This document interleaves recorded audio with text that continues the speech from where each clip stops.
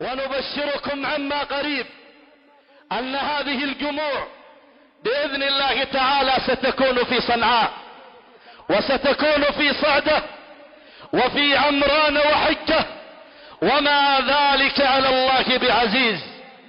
إن لكل ظالم نهاية، والله تعالى يمهل ولا يهمل، فإذا انكشف ذلك الظلام فعلى من سيقبل أهل الإسلام؟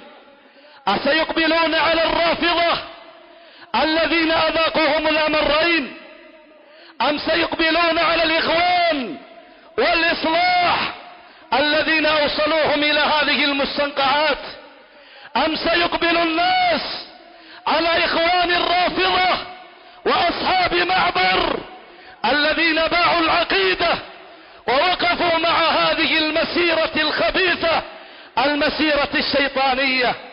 سيقبل الناس عليكم، وستنطلق السهام، سهام المحبة إلى هذه الدعوة. فالله الله يا رجال السنة بالإقبال على العلم. ستقوم المراكز في صنعاء، وستقوم في صعدة، وستعود دماج، وسيعود الخير في تلك البلاد. ومن الذين سينفعون؟ أصحاب الهمم، أصحاب النشاط، أصحاب العلم، أصحاب الاجتهاد.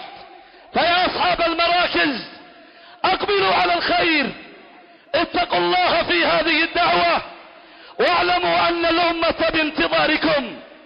كفى كسلا، كفى ضياعا، كفى هدرا للأوقات.